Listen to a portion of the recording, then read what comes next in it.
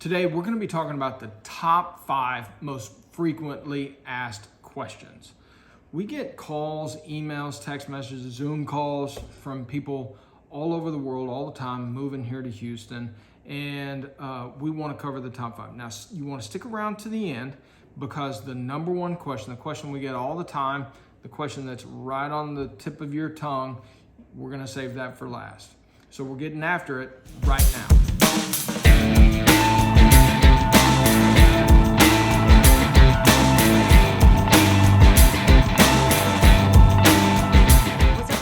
What's up, y'all?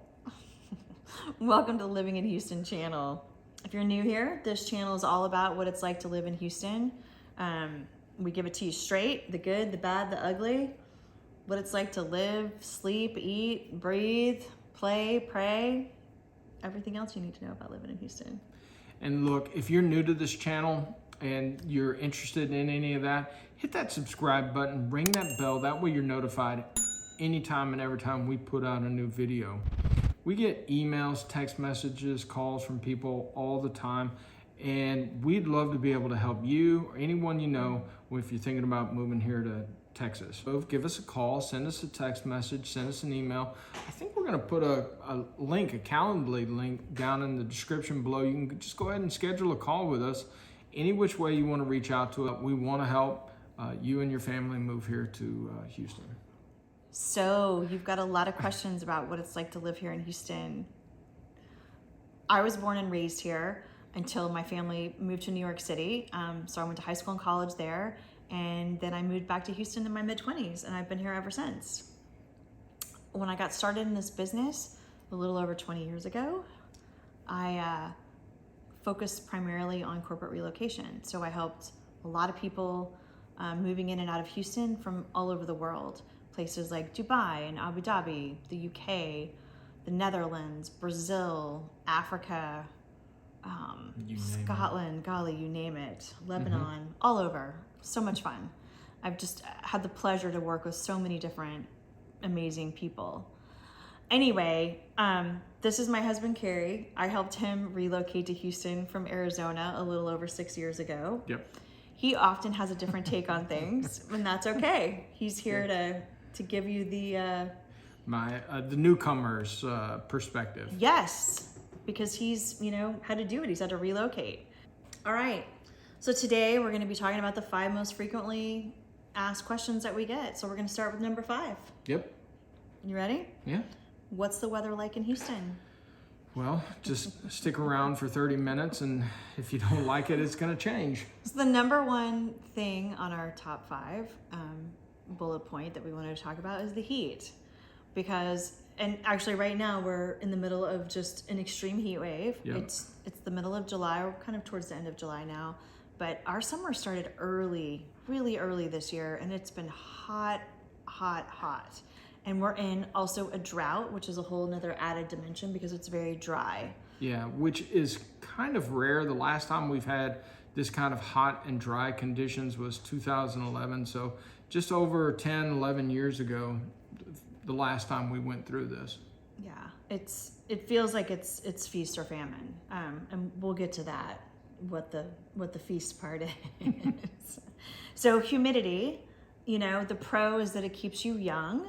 The negative humid. is that, it can just be oppressive. Like for example, whenever we fly somewhere and we're coming back, like the minute the plane lands and the cabin's like depressurized and they open the door, you get hit with it. It's just a whole wave of, and you're like, the air is just heavy.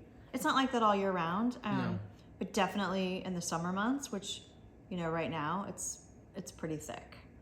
But we also have 2 huskies here that, thrive in the heat and humidity, if you will. They love it. They go outside and sunbathe every single day. It's kind of crazy. Yeah. But they have like some magical thing that God gave them that, helps them self-regulate. So, okay. The other bullet point on the weather here is we have a lot of flooding and flash flooding, which actually right now we would welcome, believe it or not, even though that sounds crazy. Love to have some rain right about now. It's so dry. Like we really, really need rain. So that can be a little crazy, you know, but you just know I think we've talked about it in past videos, you know, the phrase here is turn around, don't drown if you're out driving and you're going to go under an underpass, you know, on the freeway, that kind of thing. No matter where you live, whether you're in a designated flood zone area or not, we encourage everybody to have good flood insurance. Yes. All right, hurricanes. We have a whole video on it. Yeah. We just did. And so if you have any questions about hurricanes, we're not going to like go in depth, but we have them here on occasion. You need to know about them. You need to be prepared. Right. You need to know how to prepare. So watch our video because it's very informative and, you know, could save you a lot of you know, A lot of heartache. trauma. Yeah. Okay. So sorry, I'm flipping over our little list here. Sure. The good news on the weather front is that we have very, very, very mild winters. Right. Except for the one year that we didn't. Yeah. Which was what, two winters ago? Yeah, 2 or 3. No, 2 winters ago. Yeah, 2 winters ago. And that year it froze and it snowed and we lost electricity for 4 days and it was... Well, it wasn't a whole bunch of snow. It was mainly that it was just so But cold. it snowed, which is a big deal in Houston. I mean, It's a I can huge count deal. the times in my life, you know, Yeah, on like one hand that we've gotten a heavy snow like that. maybe 2 hands.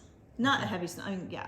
And it's never ever froze like that before in my lifetime. In fact, my dad was saying that, and you know, he's just turned 84 and he's never experienced that here. So that was a first for sure. What would you choose? Like if you had to live through a hurricane, like survive the aftermath of a hurricane, live through it, or would you rather live through the freeze without electricity and we had no running water? So surprisingly, they're very, very similar. You know, you had to deal with the loss of power, you had to deal with the loss of water and water pressure, and the main deal is you had to fight the elements on your own. So in the hurricane, it's all about how are you going to cool off, how are you going to stay cool, how are you going to, you know, deal with that versus the cold, how are you going to stay warm.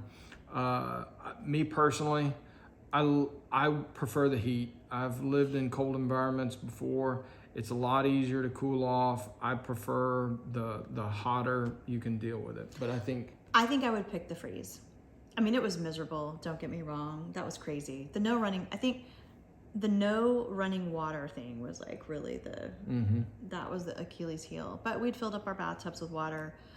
we treated it a lot And like actually, you know, preparation, a lot like a hurricane. It all worked out for us, but we had friends come and stay with us with their dogs and their 2 kids because they lived in an older bungalow and all their pipes burst. And so, you know, that water in our bathtubs, like, we just made it.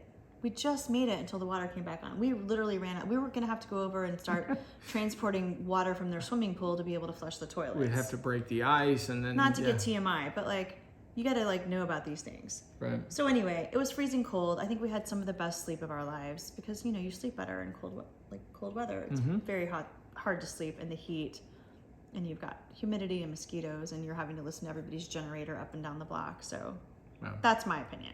All right, number 4 on our list is how much are taxes? How much are taxes? So the good news is that we don't have state income tax in Texas. So for most people that are moving from other states, especially heavily taxed states, it turns out to be a wash. I'm looking at you, California, New York, New Jersey, Illinois, or other parts of the world, Europe, European Union, we're looking at you guys. So that's very attractive. On the other side of that, though, is that, you know, obviously Texas has to make their money somehow, right? And so to handle all of the expenses that we have. Right. So there's 2 ways that they get that. There's a sales tax, which is 8.25%, and then there's property taxes. And the property taxes are for each county. And a lot of that has to do with the school district. If you have a MUD district, which is the municipal utility district, which is all of the infrastructure for water. So when they build these new subdivisions, right, they've got to go put in all that infrastructure. And you are taxed on that, and it pays down each year. It gets lower as you pay that off. And so that's one of the things when people are talking about moving here, the different tax bases and the MUDs, municipal utility districts, primarily that's out in the developing suburbs. and if you're living in the inner loop or in that inner city area, you don't have to deal with the MUDs or the municipal districts. So I'm going to just throw out some numbers here for those of you that are into percentages. In Harris County, where we live, which is in town, but it can also cover parts of kind of Cypress, close-in suburbs. Yep. The average is about 2.31%, depending on where you are, of the appraised value of your home. In Fort Bend, which is places like Katy or Sugar Land, parts Missouri of Sugar City. Land, Missouri City, it's 2.48%. In Brazoria County, which is like Pearland, Friendswood, it's 2.03% on average, and in Montgomery County, it's 1.99%. Is Lake Jackson in Brazoria? I think it is. Yeah. It might be Galveston, but I think it is. Yeah. I think it is. If it's your primary residence, you do qualify for a homestead exemption, which will save you up to 20% each year. And that's a big deal. So you want to make sure that you apply for that. The people that buy and sell with us, that buy with us each year, we always send them a reminder. But it used to be that you could only do it in January. So if you bought the house like in March or anytime, the year, you had to wait till the next year because you had to be living in the house as of January 1st. Now they've totally done away with that, and you can apply anytime, and it's the most wonderful thing. Okay, so not to get too overly complicated, but let's just say you're moving here to Houston and you buy a house that was previously a rental or wasn't previously under the homestead exemption, and it's February, March.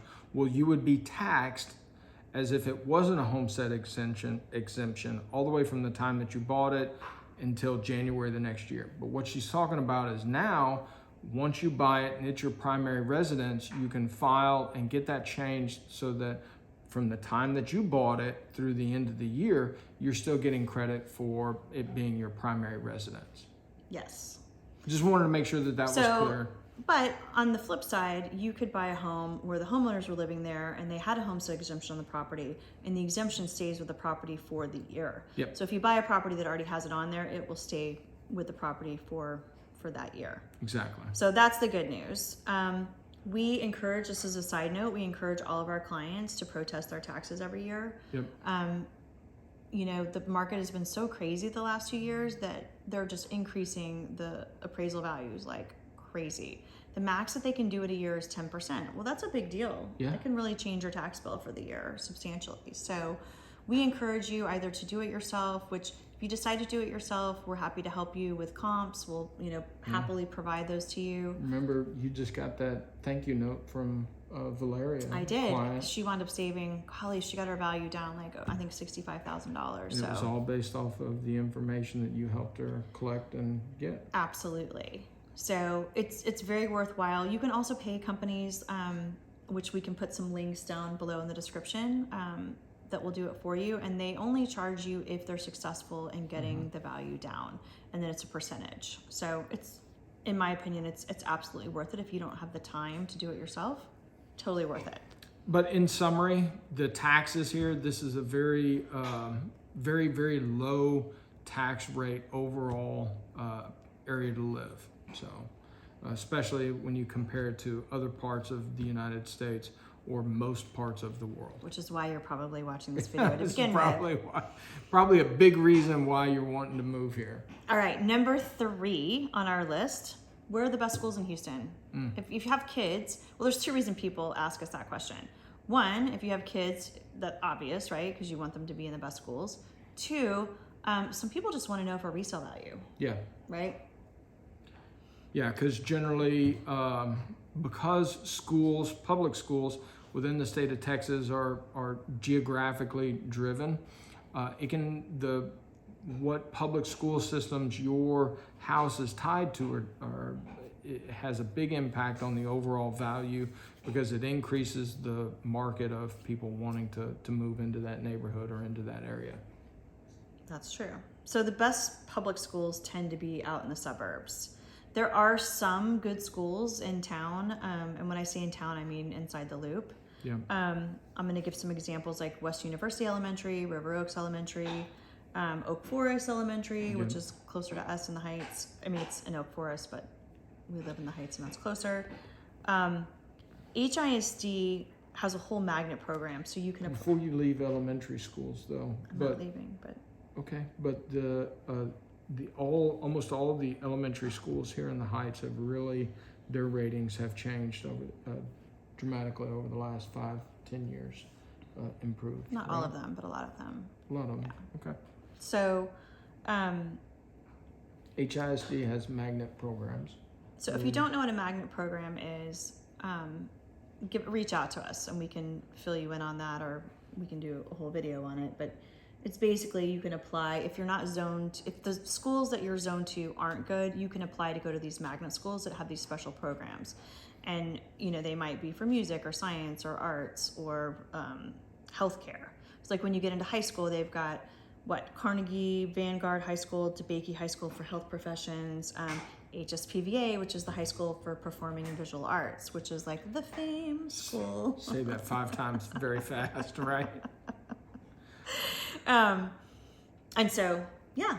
Anyway, so you're not stuck in the school that you're zoned to necessarily, but you know, you need to be on top of that and get started early. But even down at the elementary level, they have magnet programs for bilingual. They've got the Arabic immersion school. They've got bilingual Spanish and English immersion schools at the elementary and intermediate levels as well. There's some great programs within HISD. Yeah.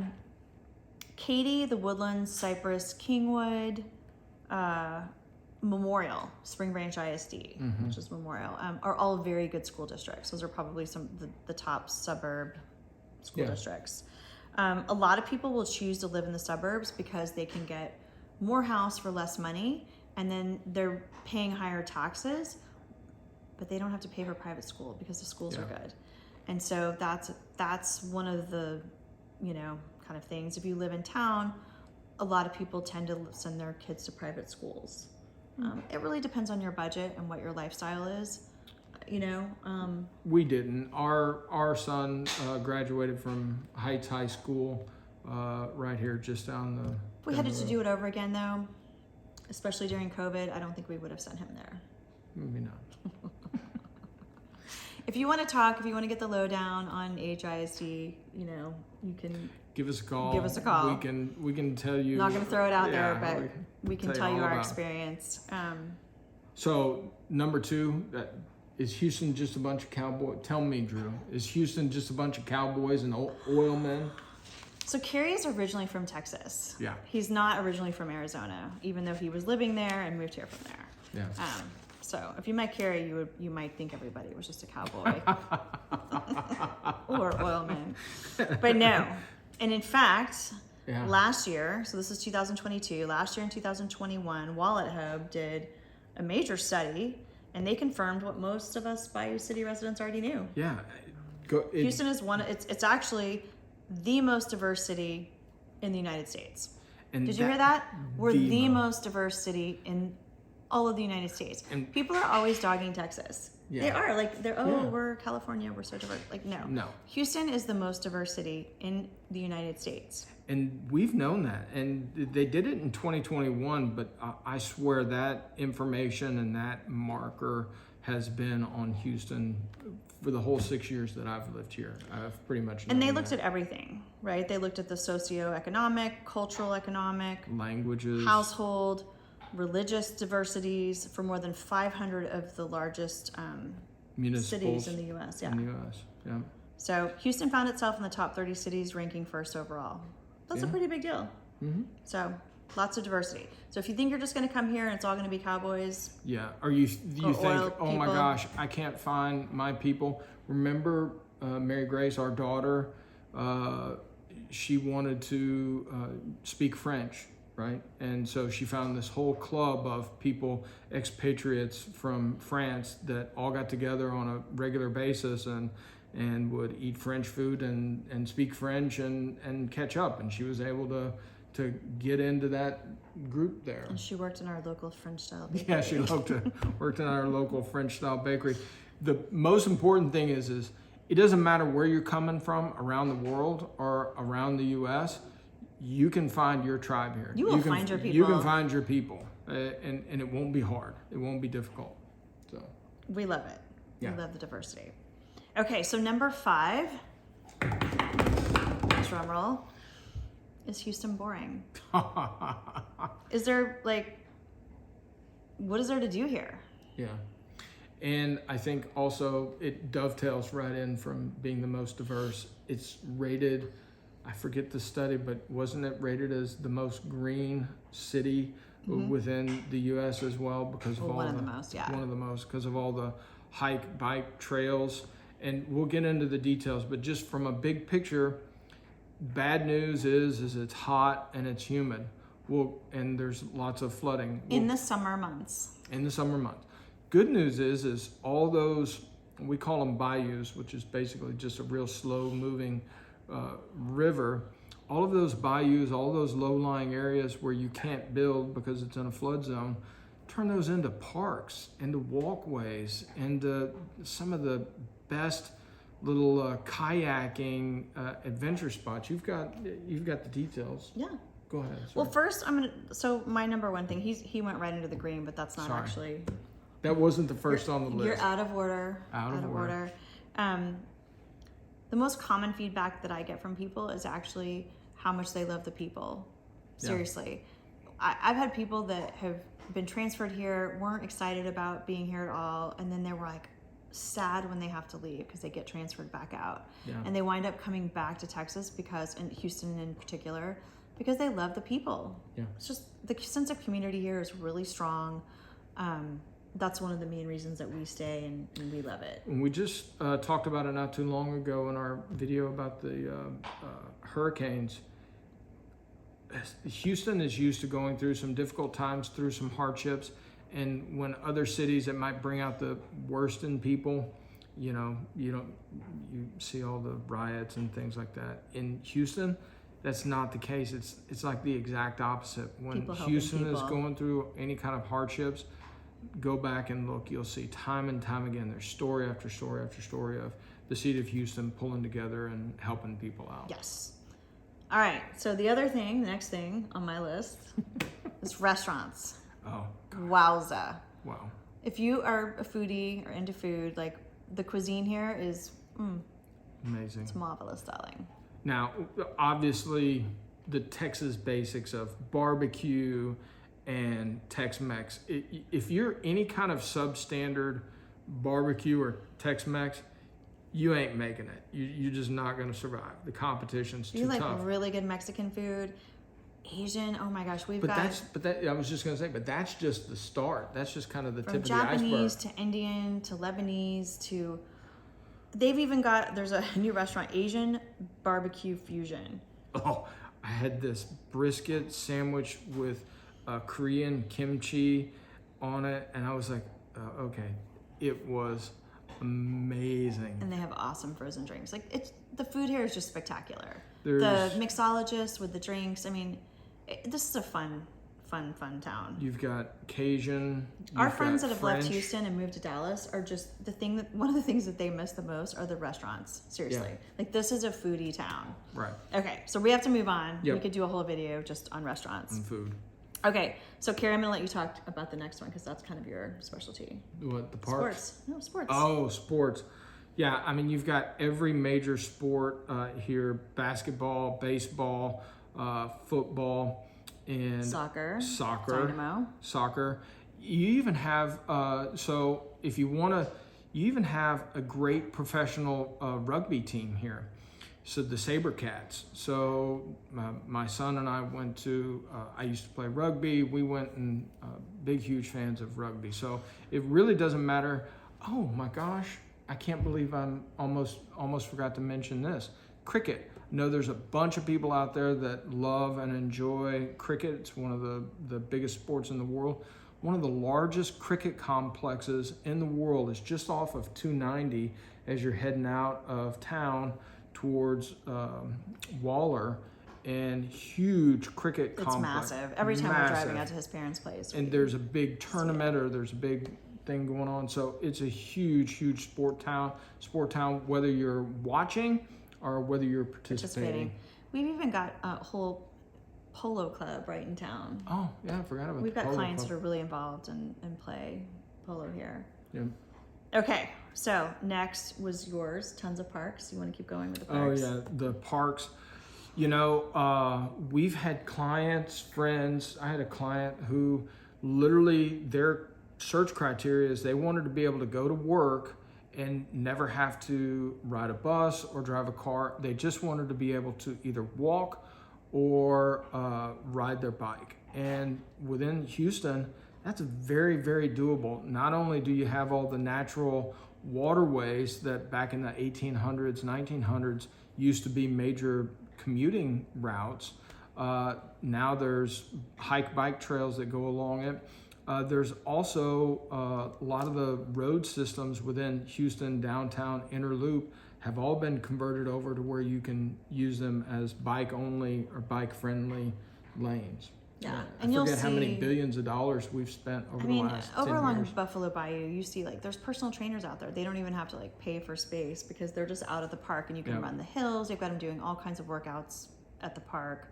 Weren't you telling me a story about how you and some of your friends did a kayaking tour of downtown Houston with like wine and No, we did not kayak with wine, but you can do a kayak tour. You can go kayaking in the bayou. We did. They have these little they're like riverboat or little boats that go Yeah. through. They do bayou tours, and they do dinners and things. I dinners. recommend not doing it in the dead of summer, right? Right. Do it in a cooler time of year. But that was really cool. It was really neat. I learned a lot about the city things I didn't know before, and got to see parts of the city that I hadn't seen, just because you're seeing it from the bayou view, which is I highly recommend doing. It's a really neat thing to go do. Yeah.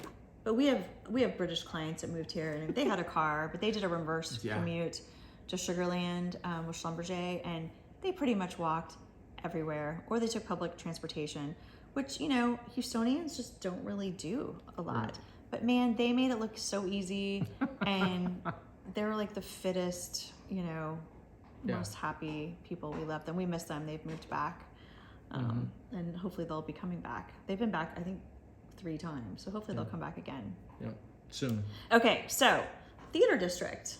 Oh my gosh, we've got the Alley Theater, Jones Hall, the Wortham, Hobby Center for Performing Arts. Like if you like the ballet, the theater, the opera, the symphony. And people come to Houston from all over Texas, all over Louisiana, Arkansas to participate in some of this.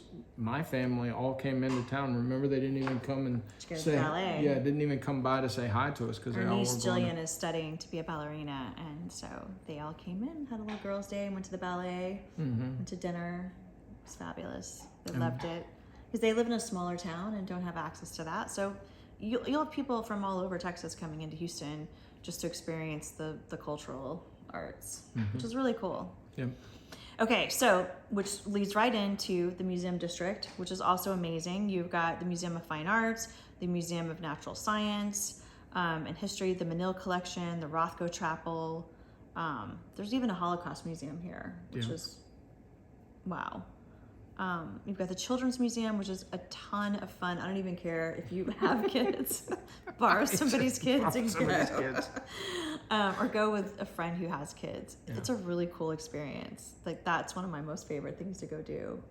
Our nieces and nephews are all older now, and we have a blast going. It's a lot of fun. Yeah, a lot of fun. There's also, there's a total of 19 museums in Houston. So that was just a sampling. 19, and then of course you've got the zoo, which is down in that same area, which has the Christmas lights every year. They do so fun, and they have I think 2.4 million visitors each year that go through the Houston Zoo. Wow. It's a big deal. NASA, how could we leave NASA out? Visit the Space Center when you're here. So even though it's a functioning government facility and all that stuff, and that's where the president flies in, that's where the space shuttles come in, and land out there. The president flies in? Yeah, whenever he flies in, because it's the longest runway in the world, and it comes in because it's on a government facility. It's secured there. See, that's why we have him here. But they've got this whole museum and interactive camps and labs.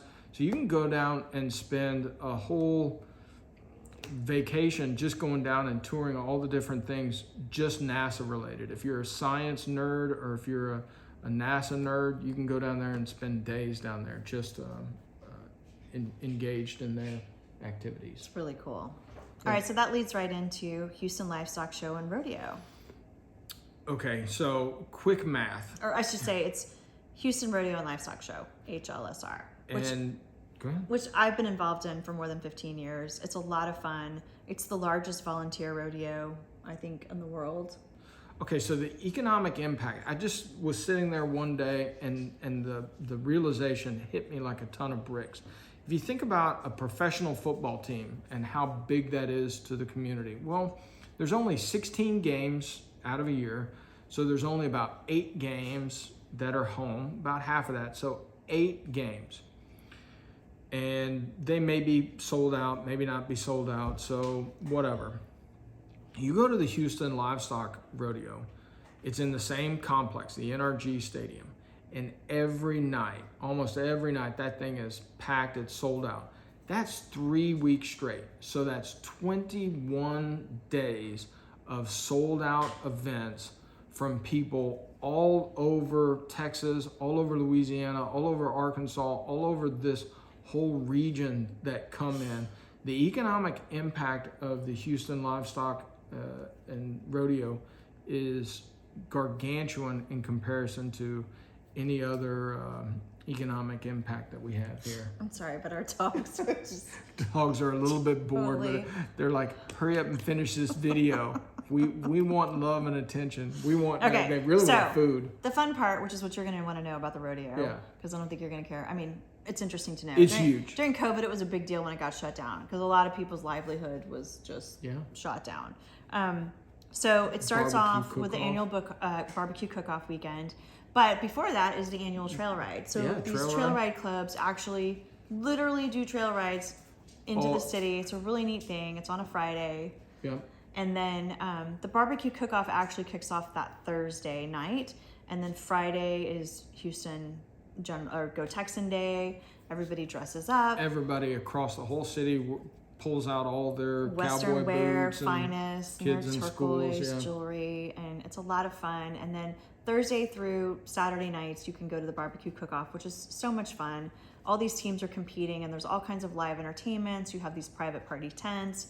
It's just a ton of fun. And then the carnival is also set up because there's the rodeo, right? You can go to the actual rodeo, then you can go to the livestock show, and then you can see, little baby pigs and little being born and little chicks hatching out of their eggs. I mean, there's just all kinds of cool things. You can shop to your heart's content. Yeah. You can go and see all the different events. It's almost overwhelming, all the things you can do. It's so much fun. And if you've never been to a rodeo, forget about it. You have got to go. It's an experience. It's a huge experience. And it's one that really separates us, I think, from most major cities. And it always ends with a concert of some type. Sometimes it's country and western music. Sometimes it's rock and roll. Sometimes it's rap. Sometimes it's Latina music. So there's a big headliner, entertainment headliner, every single night of the rodeo. Yeah. And so, you get it all. It's a very entertaining. We've seen Gwen Stefani, Willie Nelson, Maroon Kid 5. Rock. I'm trying to think of all the different ones. Zach Brown Band. I mean, there's a huge long list for me because I've been doing it so long. And I've been going my whole life. Back when it was at the Astrodome. Now it's at Reliant, which is NRG. They keep dated changing yourself a little bit there. I know. Okay, so we got to get through this list. We got a few more things. So a really cool thing that separates us, I don't know that they do this in any other city, is our art car parade, which is so cool. And we'll put some pictures up here for you to see. Yeah. But our son participated in that. He did. So Heights High School, I don't think they're even doing it anymore, sadly, but they do a theme car, right? And so it's this whole awesome parade. And it's a whole weekend. There's an art car ball and dance, the parade and dance. It's just a lot of fun. So that's something that, strongly encourage you to go to. It's in the spring every year. It goes through downtown and Allen Parkway, and it's a lot of fun. And the creativity is really cool. So it's just people decorating cars and making all kinds of crazy crazy things. We'll put some video in for you. There's tons of breweries, distilleries. There's even a winery in town. Yeah, there's multiple. I mean, even that one little section there of Garden Oaks, there's 2 breweries, a winery, a distillery, all open to the public, all serving You can even get a food brewery pass and like go to multiple breweries in a day. They've got a whole program for that. If you like to shop, we have the Houston Galleria. Well, first of all, we have tons of shopping, right? But we're probably most famous for the Houston Galleria. People come from all over the world literally to shop in the Galleria. Especially people who've lived here and then moved elsewhere. They fly back and come back just for, you know, the shopping experience. You know, we've also got the River Oaks district now, which is extremely high end, you know, very, very fancy shopping. So last but not least, it wouldn't be complete without a day trip or a weekend or a week-long trip to Galveston to go to the beach. Yeah, I mean, to have it, it's literally... It's an hour's drive. We even did a very obscure, but it was a whole video of us just going down to the beach and doing a... Well, and we went to the Bolivar Peninsula, which is not the mainland, like Galveston Island, but so much fun. Yeah. We like it because it's a little bit more off the beaten path and not as commercialized. Yeah.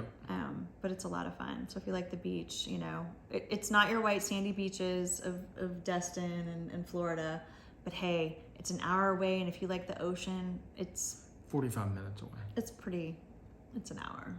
But anyway, neither here nor there. So we've given you a lot to think about. We love Houston. Look, if you've stuck around this long, hearing all these stories and stuff, go ahead and hit that like button. Give us that feedback. It really helps put this information out for others to find it. It helps us with the algorithm.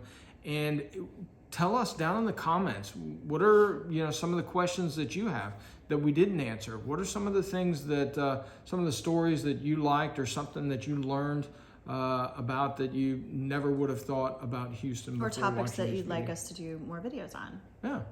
Just give us that feedback down in the comment section. And if you're thinking about making a move to Houston, you know, reach out to us. We'd love to connect with you. Yep, love to help. Thanks for sticking around. Look forward to seeing you next time. All right. Till Bye-bye. then. Bye-bye.